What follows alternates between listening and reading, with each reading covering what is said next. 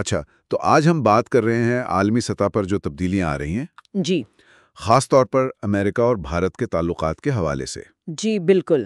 ہمارے پاس کچھ تجزیے ہیں جو ڈونلڈ ٹرمپ کے بھارت پر حالیہ بیانات اور روس کے ساتھ بھارت کی تجارت پر روشنی ڈالتے ہیں۔ اور اس کا موازنہ یورپ کی اپنی تجارت سے بھی کیا گیا ہے۔ ہاں بالکل، تو مقصد یہ سمجھنا ہے کہ یہ سب بدلتی ہوئی عالمی سیاست خاص طور پر بھارت اور امریکہ کے تعلقات کے لیے کیا معنی رکھتا ہے۔ چلیں اس کا جائزہ لیتے ہیں۔ جی، اور جو ذرائع ہم دیکھ رہے ہیں وہ خاص طور پر امریکہ بھارت تعلقات میں اس نئی کشیدگی اور تجارتی پہلوؤں پر کافی تفصیل سے بات کرتے ہیں۔ آج ہم اسی پر توجہ مرکوز کریں گے۔ تو ایک بات جو مجھے کافی حیران کن لگی وہ ٹرمپ انتظامیہ کی بھارت پر تنقید ہے روسی تیل خریدنے پر۔ جی، اور اسے یوکرین کی صورتحال سے جوڑنا۔ ہاں، اور یہ اس لیے بھی اہم ہے کہ بھارت تو کچھ عرصے پہلے تک امریکہ کا ایک اہم اسٹریٹجک پارٹنر تھا۔ بالکل، ترجیحی ملک کہا جاتا تھا، کوآڈ کا رکن بھی تھا۔ وہی تو جو چین کا مقابلہ کرنے کے لیے بنایا گیا تھا۔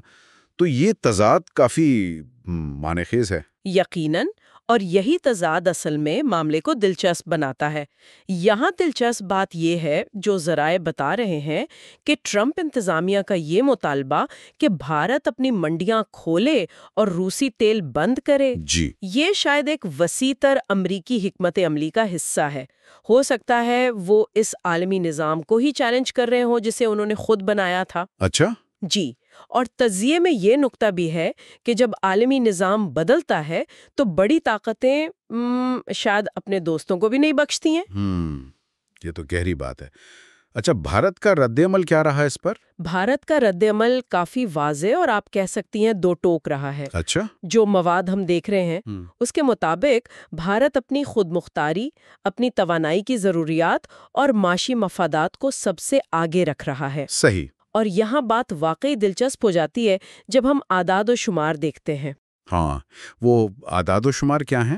دیکھیں، سخت ترین پابندیوں کے باوجود 2024 میں یورپ اور روس کی تجارت تقریباً 78 ارب ڈالر کی۔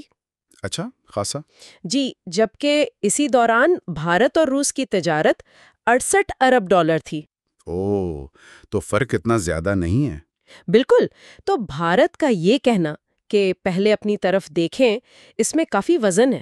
صحیح بات ہے، یعنی اصول سب کے لیے ایک ہونا چاہیے۔ جی ہاں، اصول تو یہی کہتا ہے، لیکن جیسا کہ ذرائع نشاندہی کرتے ہیں، غالب طاقتیں اکثر یہ اصول خود پر لاگو نہیں کرتی۔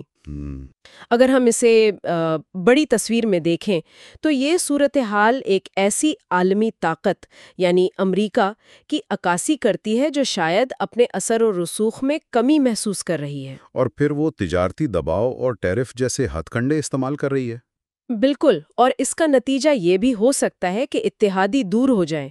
تجزیہ نگار اسے بھارت کے لیے امریکہ پر انحصار کے حوالے سے ایک ویک اپ کال بھی کہہ رہے ہیں۔ تو اس سب کا کیا مطلب ہے پھر؟ کیا امریکہ انجانے میں بھارت کو اپنے سے دور کر رہا ہے؟ جی، اور علاقائی طاقتوں جیسے چین اور روس کے قریب کر رہا ہے؟ یہ ایک حقیقی امکان ہے۔ ذرائع میں یہ خیال موجود ہے کہ ٹرمپ کی پالیسیاں بھلے ان کا ارادہ جو بھی ہو، بھارت کو ایشیا میں اپنے مفادات پر زیادہ توجہ دینے پر مجبور کر سکتی ہیں۔ یعنی ایشیا کی طرف زیادہ جھکاؤ؟ جی، اور ذرائع میں بھارت کے اپنے قومی مفادات پر زور دینے کو مثبت انداز میں دیکھا گیا ہے۔ یہ بدلتی ہوئی حرکیات ایک کثیر قطبی دنیا کی طرف اشارہ کرتی ہیں جہاں امریکی اثر کم ہو رہا ہو۔ بالکل، اور ایشیا، خاص طور پر بھارت اور چین، اپنی آبادی اور معاشی طاقت کی وجہ سے زیادہ اہم کردار ادا کر رہے ہیں۔ صحیح۔ تو تجزیہ نگار یہ دلیل دے رہے ہیں کہ خطے کے ممالک کے لیے شاید بہتر یہی ہے کہ وہ دور دراز کی طاقتوں کے بجائے اپنے علاقائی رابطوں اور مفادات پر زیادہ توجہ دیں۔ تو خلاصہ یہ ہوا کہ ایک طرف ٹرمپ انتظامیہ کا دباؤ ہے بھارت پر، جی، روس سے دوری اختیار کرنے کا، اور دوسری طرف بھارت اپنے مفادات پر قائم ہے، جبکہ یورپ خود بھی روس سے کافی تجارت کر رہا ہے۔ بالکل، اور یہ سب عالمی طاقت کے توازن میں تبدیلی کے پس منظر میں ہو رہا ہے۔ ٹھیک ہے، تو آخر میں ایک سوچنے کی بات، جی، جیسا کہ ان تجزیوں سے لگتا ہے، کیا یہ ممکن ہے کہ امریکہ کا یہ دباؤ غیر ارادی طور پر اسی تبدیلی کو تیز کر دے جس سے وہ بچنا چاہتا ہے؟ یعنی اپنے عالمی اثر و رسوخ میں کمی کو؟ ہاں، اور آنے والے وقت میں یہ دیکھنا ہوگا کہ مختلف ممالک اپنی معاشی ضروریات اور ان جغرافیائی سیاسی دباؤ کے درمیان کیسے اپنا راستہ نکالتے ہیں۔ جی، یہ واقعی ایک بڑا سوال ہے آنے والے سالوں کے لیے۔